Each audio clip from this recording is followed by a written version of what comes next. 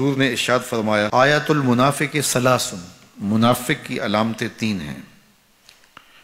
جس شخص کے اندر یہ علامات ہوں تو وہ اس نیت سے سنیں کہ آج ابھی اسی وقت میں یہ مصمم عزم کرتا ہوں کہ اپنے سے کھرچ دوں گا ان چیزوں کو، اور اپنے من کو، اپنے اندر کو، اپنے باطن کو ان غلاظتوں سے پاک کروں گا۔ اور عملی موضوعات پہ بات کرنے کا میرا مقصود بھی یہی ہوتا ہے کہ ہماری زندگی میں، سب سے پہلے اپنی زندگی میں اور پھر میرے ملنے والوں کی زندگی کے اندر عملی طور پہ تبدیلی پیدا ہو۔ تو اس نیت کے ساتھ جب آپ سنیں گے تو اللہ برکت کرے گا۔ تو سنیے رسول رحمت نے ارشاد فرمایا صلی اللہ علیہ وآلہ وسلم نے کہ منافق کی نشانیاں 3 ہیں۔ ان میں سے ایک اذا حدث کذب، جب وہ بولتا ہے تو جھوٹ بولتا ہے۔ یہ منافق کی علامتوں میں سے ایک علامت ہے کہ اس کی زبان جھوٹ کی عادی ہوتی ہے۔ زندگی میں جھوٹ سے اپنے آپ کو بچائیں، یہ زہر قاتل ہے، اندر اجاڑ دیتا ہے، آپ کا معاشرے سے اعتبار ختم کر دیتا ہے اور آپ کی رسوائی کا سبب ہے۔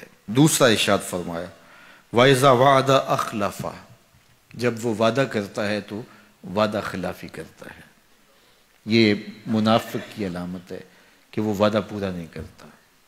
میرے حضور کسی سے وعدہ کرتے ہیں کہ تیرے آنے تک یہاں کھڑا ہوں، اور وہ جا کے بھول جاتا ہے۔ میرے حضور 3 دن کھڑے رہتے ہیں، 3 دن کے بعد اچانک وہاں سے گزرا، دیکھا تو حضور کھڑے ہیں۔ بڑی شرمندگی ہوئی، ڈرتا ہوا آگے بڑھا، صرف اتنا کہا یار تو نے مشقت میں ڈال دیا۔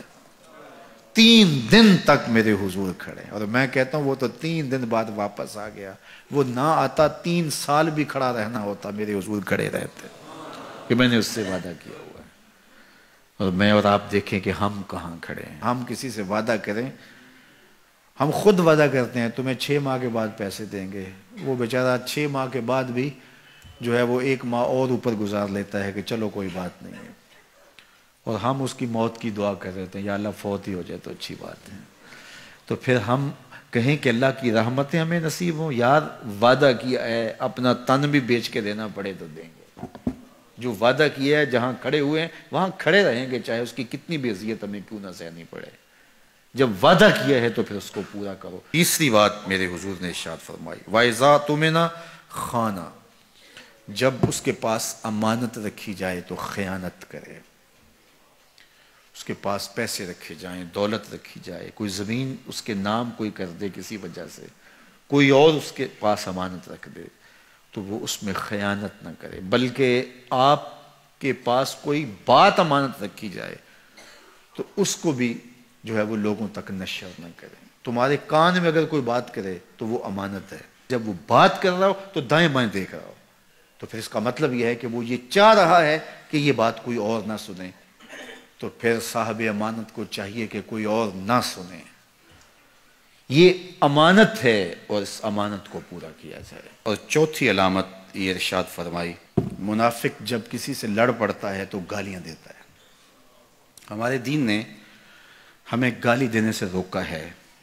اپنی زبان کی پاکیزگی اور اپنی زبان کی طہارت کا سامان کیجیے۔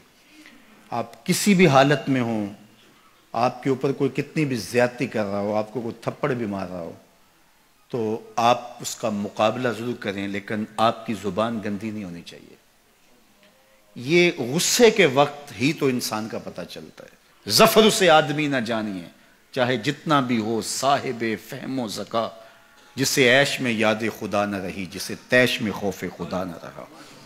عیش کی زندگی ہو یا تیش کی زندگی، خوشی کا مرحلہ ہو یا مرحلہ غم ہو، آپ دیکھو نارمل زندگی کے اندر تو آپ معتدل ہوں گے ہی ہوں گے، لیکن جب آپ کا بیلنس خراب ہوتا ہے خوشیوں کے وفور کی وجہ سے، اس وقت پتہ چلے گا۔ یہ ہے انسان کا امتحان، یہ ہے انسان کی آزمائش۔